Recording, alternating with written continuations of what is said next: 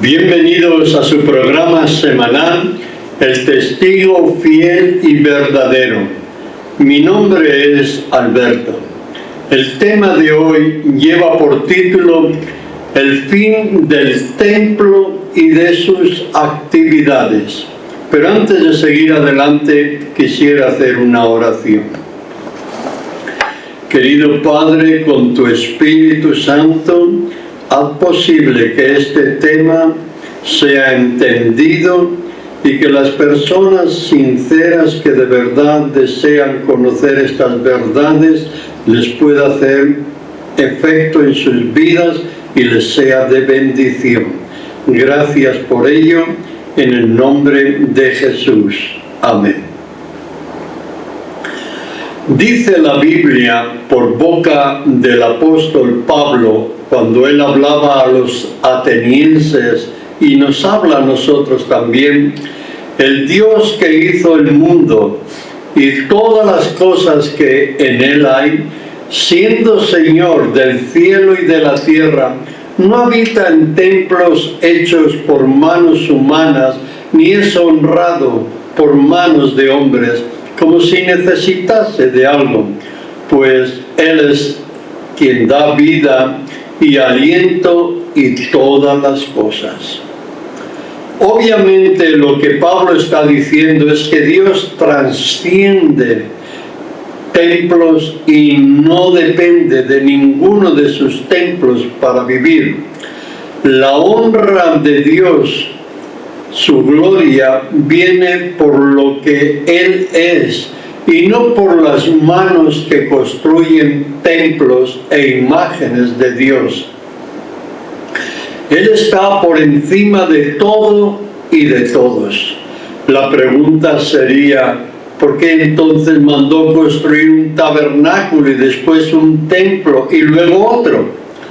La respuesta mejor sería: porque eran templos dedicados a dioses paganos y porque no eran templos donde el Evangelio se predicara o se deseara. El gran deseo del Eterno era que seamos morada de Dios en el Espíritu. Dios desea y deseaba morar por siempre con nosotros a nivel personal y a nivel colectivo, por su Espíritu Santo. Eso era real en el Edén, mas el pecado vino a limitar tal relación entre Dios y el hombre. Gracias a su amor, Dios encontró una manera de restaurar tal conexión. Jesús pagaría con su vida y así el hombre tendría nueva oportunidad de reconciliarse con Dios. Como participante de la divinidad que siempre ha sido, Jesús restauraría la relación entre el hombre y su Padre Dios. Como humano que llegó a ser, la culpa del hombre caería sobre él. Así pues, creyendo en Jesús, divino humano, y aceptándole como nuestro pariente cercano, sustituto y fiador nuestro, tenemos seguridad, amigos, de perdón y oportunidad de vida eterna. Bien dice el texto: porque de tal manera amó Dios al mundo que ha enviado a su Hijo unigénito, para que todo aquel que en él cree no se pierda, mas tenga vida eterna. Un texto bien conocido que se encuentra en el Evangelio de Juan, capítulo 3, verso 16. El plan de salvación era conocido por Adán, Abel y los que adoraban a Dios en medio de los antediluvianos incrédulos. Cuando el diluvio terminó, Noé, conocedor del plan de salvación, instruyó a sus descendencias: Abraham conocía muy bien acerca del plan de salvación en su propia experiencia, cuando en vez del sacrificio de su hijo, Dios proveyó un carnero como sustituto. En el monte Moria, lugar donde ofreció al carnero en vez de su hijo, se levantó el famoso templo llamado Templo de Salomón, que enseñaba que el hombre era incapaz de pagar con su vida por su reconciliación y restauración con Dios. El carnero, el cordero, el animal vacuno representaban al Mesías, Jesucristo, que había de venir. Era la esperanza de todos los seres humanos antes y después de la cruz. Pero, para que los israelitas salidos de la reciente esclavitud entendieran bien el plan de salvación, Dios mandó levantar un santuario en el desierto, dando así a conocer el evangelio de salvación. Lamentablemente Israel perdió de vista el propósito del santuario: hacer saber cómo todos necesitamos la presencia de Dios en nuestras vidas y mostrarnos el amor de Dios y cómo Dios nos ama, pecadores como eran ellos y somos nosotros.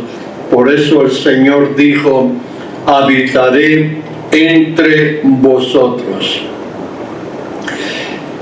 El punto número 2 es: para encontrar perdón por medio de la sangre del Cordero. El pecado demandaba la vida del pecador. El Cordero pondría su vida por el pecador que creyera en él. Punto número 3. El propósito del santuario era hallar la santidad y que viéramos qué importante es la santidad para Dios en todos los aspectos de nuestra vida. Pues sin santidad nadie verá a Dios, y Dios desea restaurar la relación de Él para con el hombre, todo gracias al sacrificio del Cordero. Y 4, ser bendición para todas las naciones. Eso es lo que Dios quería con el santuario, que lo entendieran los israelitas. Bendición no solo para el pueblo de Israel, porque el Señor dijo: mi casa de oración será para todas las naciones. Quería ayudar a todos a conocer el plan de salvación. Los israelitas pensaron en su gran mayoría que el santuario era el protector de la nación y que, acudiendo al santuario y siguiendo las formas de la religión, aun cuando no vivieran las enseñanzas dadas en el santuario y del Evangelio, tendrían la protección del santuario. Pareciera que para muchos Dios era el santuario donde Él vivía y no salía de Él, y en el santuario estaba el poder de Dios. No parecían entender que el pecado era la razón por la que se alzó el santuario. Tenemos el santuario del desierto que se instaló en Silo. Dijo el Señor por medio del profeta Jeremías a Jerusalén. Me van a permitir que me tome un tiempito para leerles de Jeremías el capítulo 7. Leo de la versión Reina Valera 1960. Dice así: palabra de Jehová que vino a Jeremías diciendo: ponte a la puerta de la casa de Jehová y proclama allí esta palabra. Y di, oíd palabras de Jehová, todo Judá, los que entráis por estas puertas para adorar a Jehová. Así ha dicho Jehová de los ejércitos, Dios de Israel: mejorad vuestros caminos y vuestras obras, y os haré morar en este lugar, en Jerusalén. No fiéis en palabras de mentira diciendo: templo de Jehová, templo de Jehová, templo de Jehová es este. Pero si mejorareis cumplidamente vuestros caminos y vuestras obras, si con verdad hiciereis justicia entre el hombre y su prójimo, y no oprimiereis al extranjero, al huérfano y a la viuda, ni en este lugar derramareis la sangre inocente, ni anduviereis en pos de dioses ajenos para mal vuestro, os haré morar en este lugar, en la tierra que di a vuestros padres para siempre. He aquí vosotros confiáis en palabras de mentira que no aprovechan, hurtando, matando, adulterando, jurando en falso e incensando a Baal y andando tras dioses extraños que no conocisteis. Vendréis y os pondréis delante de mí en esta casa sobre la cual es invocado mi nombre, y diréis: librados somos para seguir haciendo todas estas abominaciones. ¿Es cueva de ladrones delante de vuestros ojos esta casa sobre la cual es invocado mi nombre? He aquí que también yo lo veo, dice Jehová. Andad ahora a mi lugar en Silo, donde hice morar mi nombre al principio, y ved lo que le hice por la maldad de mi pueblo Israel.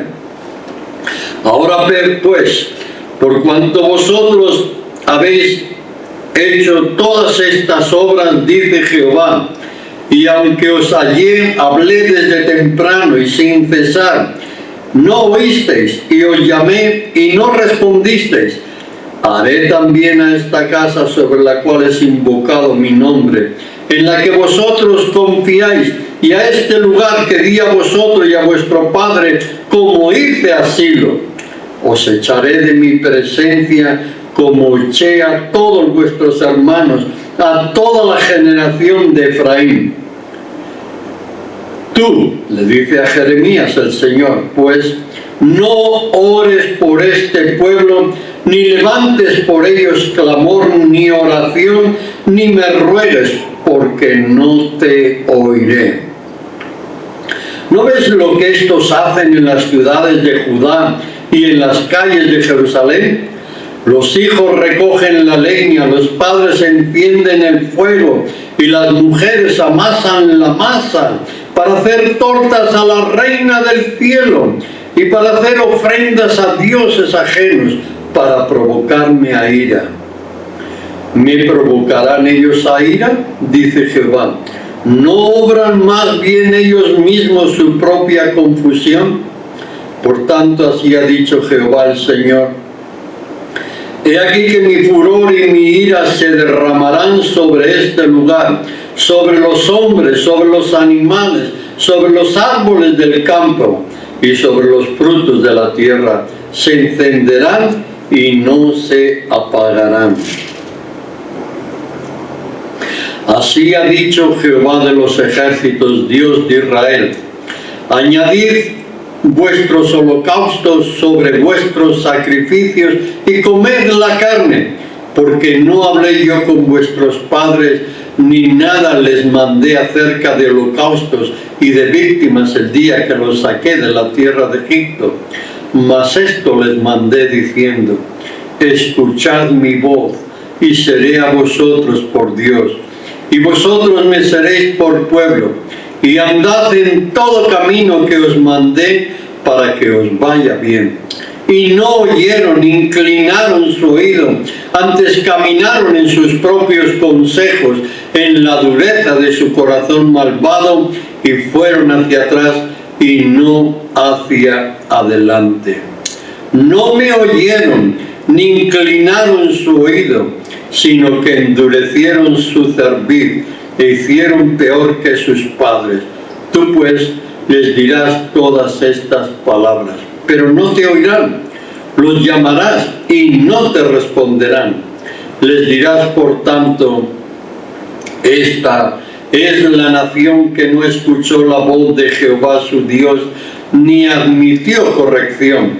Pereció la verdad y de la boca de ellos fue cortada. Corta tu cabello y arrójalo, y levanta llanto sobre las alturas, porque Jehová ha aborrecido y dejado la generación objeto de su ira. Porque los hijos de Jehová han hecho lo malo ante mis ojos, dice Jehová. Pusieron sus abominaciones en la casa sobre la cual fue invocado mi nombre, amancillándola, y han edificado los lugares altos de Tofet, que está en el valle del hijo de Hinnom, para quemar al fuego a sus hijos y a sus hijas, cosa que yo no les mandé, ni subió en mi corazón.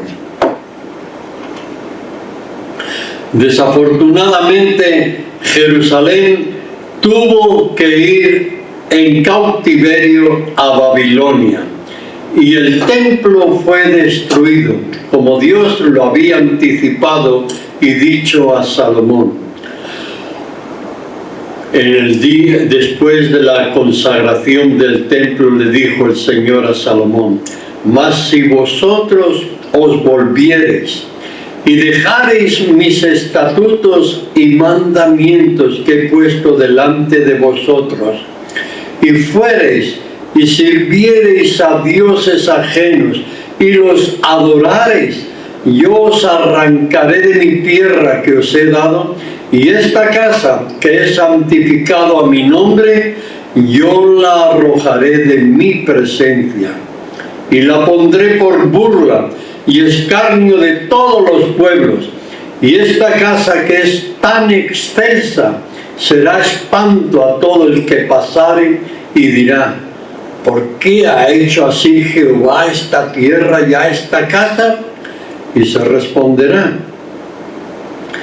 por cuanto dejaron a Jehová Dios de sus padres, que los sacó de la tierra de Egipto, y han abrazado a dioses ajenos y los adoraron y sirvieron. Por eso Él ha traído todo este mal sobre ellos. Así lo dice en 2 de Crónicas 7, 19 al 22. El tiempo pasó. Se levantó otro templo que era el orgullo, no solo de los judíos, más bien de los romanos, quienes invirtieron mucho en su remodelación y embellecimiento. Así que llegó a ser la admiración del mundo conocido. Así le dijeron a Jesús sus discípulos: Maestro, mira qué piedras y qué edificios. El templo estaba adornado de hermosas piedras y ofrendas votivas, es decir, donaciones. ¿Cuál no sería la sorpresa de los discípulos y los oyentes que estaban con Jesús cuando escucharon a Jesús decir: en cuanto a estas cosas que veis y me mostráis, días vendrán en que no quedará piedra sobre piedra que no sea destruido. En el último día de su estancia en Jerusalén, antes de ser crucificado, Jesús se enfrentó a los opositores judíos y les dijo lo siguiente. Encontramos en Mateo capítulo 23. Miren qué palabras tan penetrantes y tan fuertes y duras el Señor tuvo que decirle a los judíos. Versos 33 al 39. Voy a leerlos para ustedes.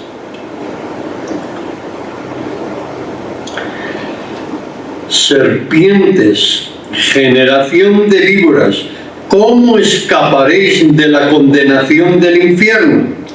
Por tanto, he aquí os envío profetas y sabios y escribas, y de ellos a unos mataréis y crucificaréis, y a otros azotaréis en vuestras sinagogas, y perseguiréis de ciudad en ciudad, para que vengan sobre vosotros toda la sangre justa que se ha derramado sobre la tierra, desde la sangre de Abel el justo hasta la sangre de Zacarías, hijo de Berequías, a quien matasteis entre el templo y el altar.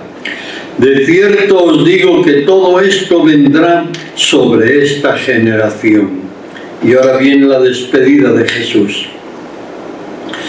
Jerusalén, Jerusalén, que matas a los profetas y apedreas a los que te son enviados. ¿Cuántas veces quise juntar a tus hijos, como la gallina junta sus polluelos debajo de las alas, y no quisisteis? He aquí vuestra casa os es dejada desierta, porque os digo que desde ahora no me veréis hasta que digáis: bendito el que viene en el nombre del Señor. El templo, queridos amigos, quedó abandonado. La presencia de Dios se fue del santuario cuando Jesús murió. Mateo nos dice que el velo del templo fue rasgado de dos de arriba abajo. El lugar santísimo quedaba expuesto a todos los asistentes, dando a entender que el templo, con todas sus ceremonias, todos sus servicios, tanto del sumo sacerdote como de los sacerdotes, dejaban de tener valor o reconocimiento alguno delante de Dios. El Mesías, a la mitad de la semana, dice el profeta Daniel 9:27, haría cesar el sacrificio y la ofrenda con su muerte. Por lo tanto, no tendría más sentido el santuario en la tierra. El santuario ahora, queridos amigos, no está en ninguna parte de Jerusalén, está en el cielo. La palabra de Dios dice: si pues la perfección fuera por el sacerdocio levítico, porque bajo él recibió el pueblo la ley, ¿qué necesidad habría aún de que se levantase otro sacerdote según el orden de Melquisedec, y que no fuese llamado según el orden de Aarón? Porque cambiado el sacerdocio, necesario es que haya cambio de ley. Queda pues abrogado el mandamiento a causa de su debilidad e ineficacia.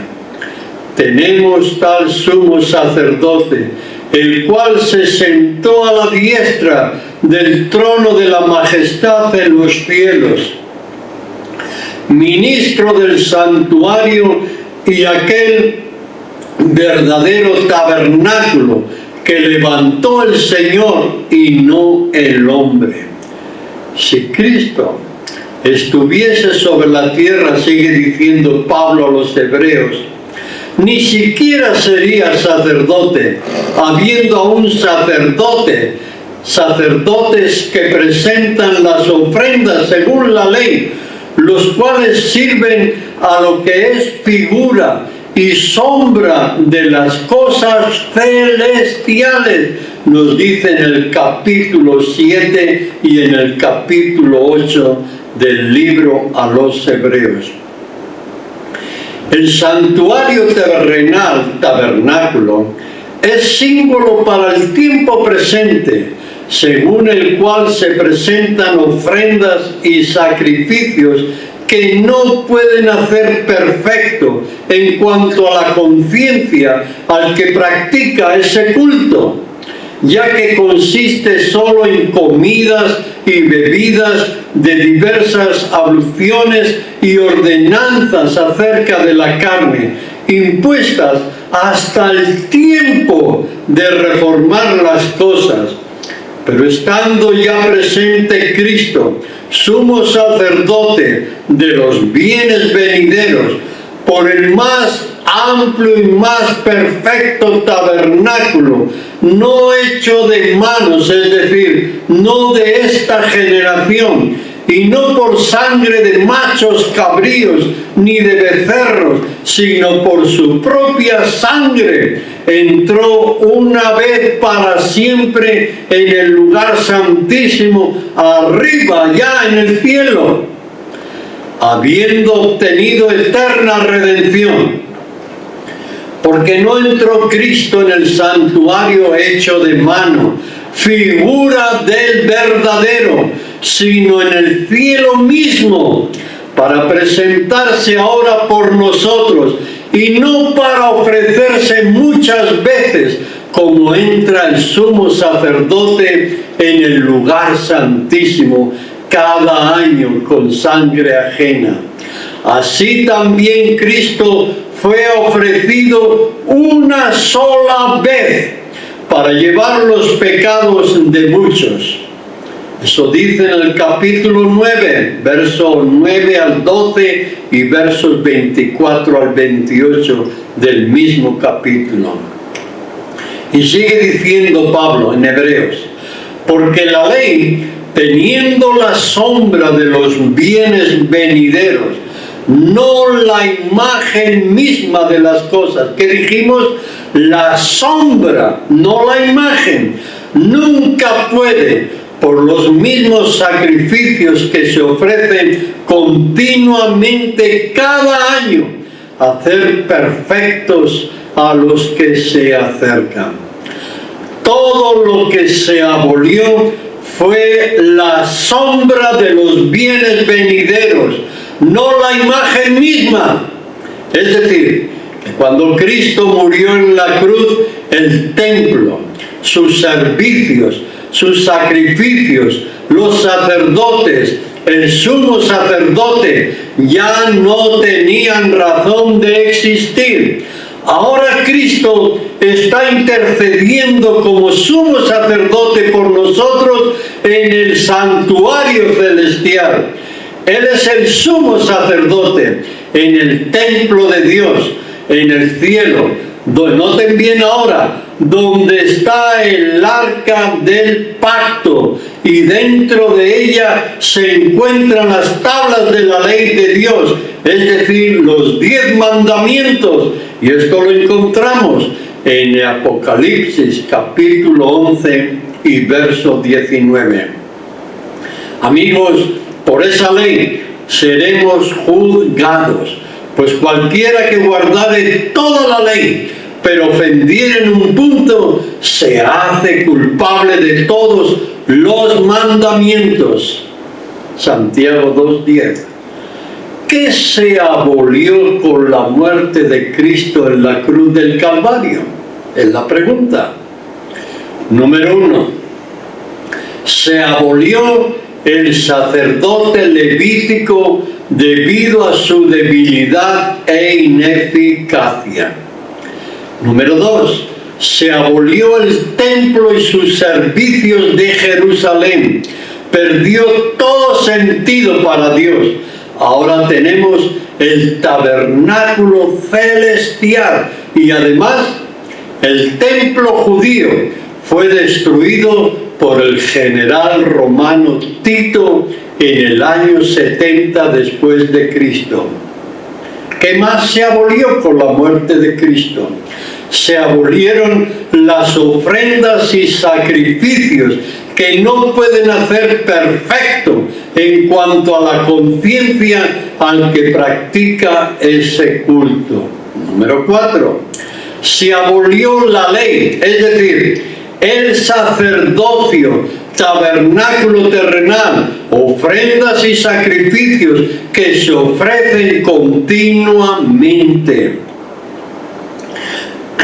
Bien nos dice Pablo que no nos dejemos llevar por doctrinas diversas y extrañas. Porque buena cosa es afirmar el corazón con la gracia, no con viandas que nunca aprovecharon a los que se han ocupado de ellas. Tenemos un altar del cual no tienen derecho de comer los que sirven al tabernáculo.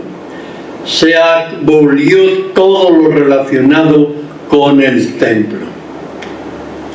¿Se abolió la ley de Dios con el sábado incluido? No. Y le voy a dar algunas razones.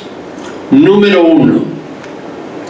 Hemos visto que así como el santuario celestial, el santuario está en el cielo, el arca del pacto está en el cielo y en el arca se guarda la ley divina.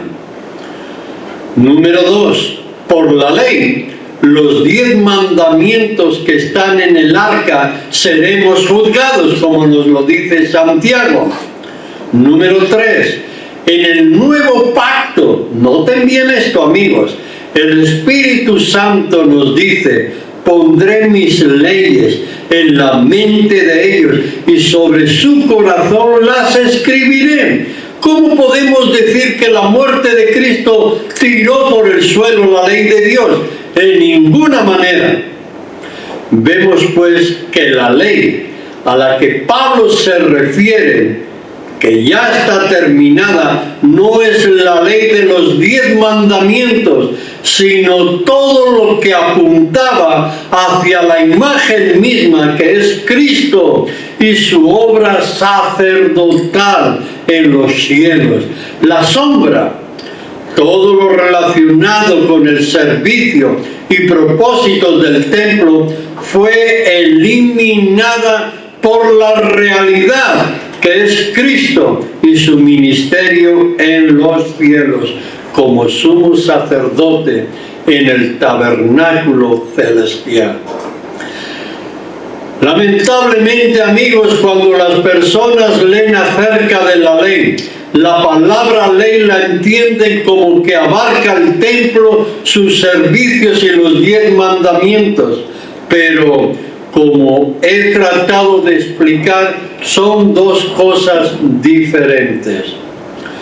Los judíos de antaño tenían confianza en el templo y Dios les dijo: mejorad vuestros caminos y vuestras obras y os haré morar en este lugar. No fiéis en las palabras de mentira diciendo: templo de Jehová, templo de Jehová, templo de Jehová es este. Vendréis y os pondréis delante de mí en esta casa sobre la cual es invocado mi nombre y diréis: librados somos para seguir haciendo todas estas abominaciones, abuso al extranjero, a la viuda, al huérfano, crímenes, idolatría, hurtando, adulterando, es decir, violando la ley de Dios, siguiendo a dioses extraños. Es cueva de ladrones delante de vuestros ojos esta casa sobre la cual es invocado mi nombre. Hoy la gente va a sus lugares de reunión, tienen confianza en que Dios está allí y claman a Jesús como su Salvador. Hablan muy bonito acerca de Jesús, pero fíjense, leamos Mateo 5, 17 al 20. Dice la palabra de Dios así: no penséis que he venido para abrogar la ley o los profetas. No he venido para abrogar, sino para cumplir. Y algunas personas dicen: ve usted, Cristo lo ha cumplido, ya estuvo. No, pero se olvidan de seguir leyendo el texto, porque el texto sigue diciendo: de manera que cualquiera que quebrante uno de estos mandamientos muy pequeños, y así enseña a los hombres muy pequeños, será llamado en el reino de los cielos.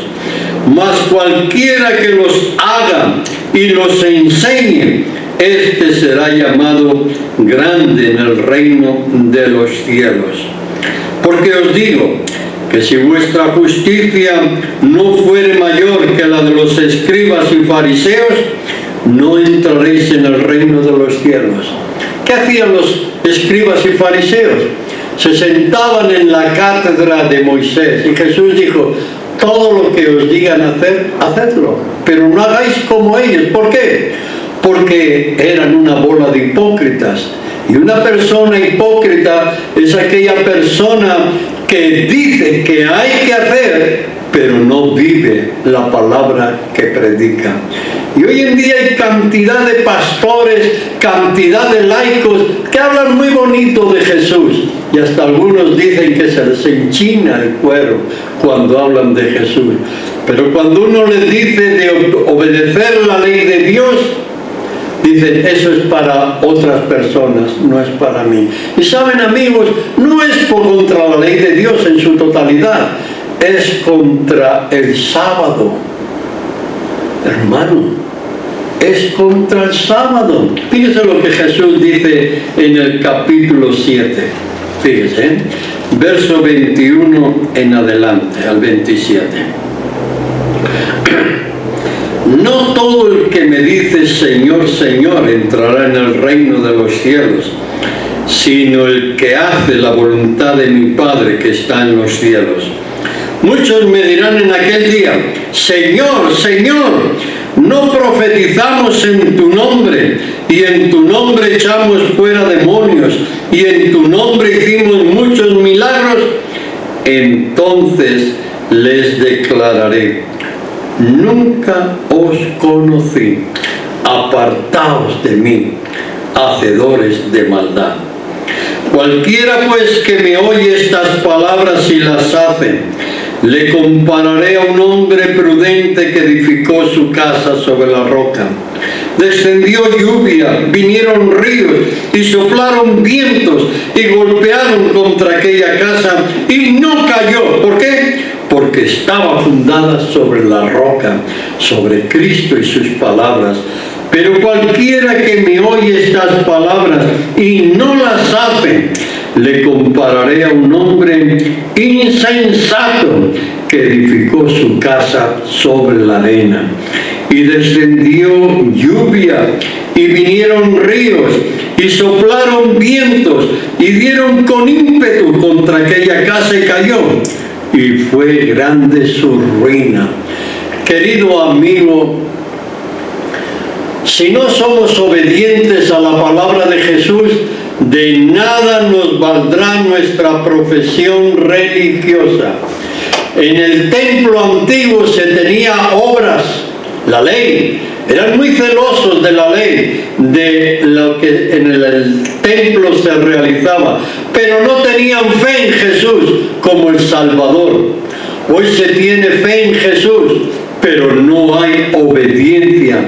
Y Jesús nos dice: si me amáis, guardad mis mandamientos, como yo he guardado los mandamientos de mi Padre y permanezco en su amor. Dios me ayude a mí el primero y te ayude a ti a mirar por la fe al santuario celestial donde está nuestro sumo sacerdote Jesús, y a obedecer su ley, los 10 mandamientos, que es una ley santa, justa y buena. No seamos meramente oidores, sino hacedores de la ley, cuyo resumen es el amor a Dios sobre todas las cosas y a nuestro prójimo como a nosotros mismos. Y nos dice Juan: el que dice yo le conozco y no guarda sus mandamientos, el tal es mentiroso y su verdad no está en él. El que guarda su palabra, en este verdaderamente el amor de Dios se ha perfeccionado. Por esto sabemos que estamos en él. El que dice que permanece en él, debe andar como él anduvo. Pues este es el amor de Dios, que guardemos sus mandamientos, y sus mandamientos no son gravosos. Querido amigo, el templo y todo lo que en el templo se realizaba ya no existe como un medio eficaz para ganar almas para Cristo. Tuvo su función en el pasado, pero ya no lo tiene.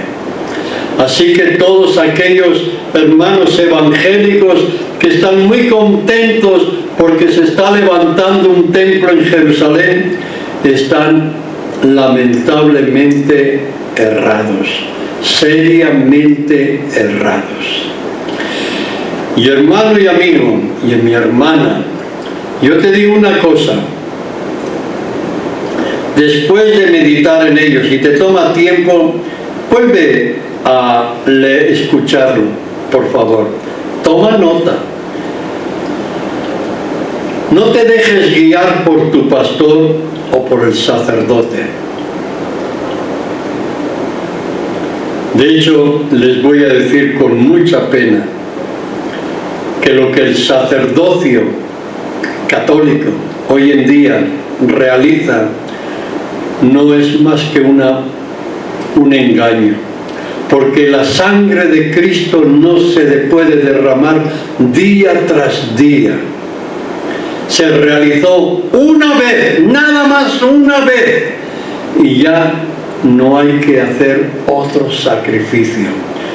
Cuando ofendemos a Cristo es como si lo crucificáramos de nuevo, pero es en un sentido espiritual el dolor tan grande como que Cristo tiene que vivir. Pero físicamente Cristo no sufre otro sacrificio ni derrama su sangre por segunda vez. Por eso, con pena le digo que el sacrificio de la misa es una farsa, hermanos. Piénselo. Usted vea lo que se ha hablado hoy. Y otro punto importante que quiero presentar es que no confíe en su templo, en su denominación. Muchas personas creen que por estar adventistas, testigos de la fe del mundo, o los apostólicos, etcétera, etcétera, etcétera, una cantidad de nombres. Hermano, la salvación no está basada en los templos. La salvación está basada en Jesucristo y debemos ir directamente al templo del cielo por la fe, al trono de la gracia, para encontrar ayuda para el oportuno socorro. Allí es donde tenemos que ir. El templo, el lugar donde nos reunimos, está bien que sea un lugar agradable, pues invocamos la presencia del Señor. Pero Dios no se complace en templos lujosos, templos muy bonitos, y alrededor hay gente que ni conoce el Evangelio y ni que tiene que comer. Lo dejo para su consideración y para que usted pues tome buenas decisiones. Voy a concluir con una oración, si son tan amables. Querido Dios, querido Padre, ruego, Señor, que tu palabra sea de bendición. No hay animosidad en mí hacia nadie. Respeto a todas las personas, quienes quieran que sean. Yo nomás presento esta palabra basado en las Escrituras, y en el poder de tu Espíritu Santo, el cual pido dirija y ayude a todos los que escucharon el mensaje. Gracias en el nombre de Jesús. Amén.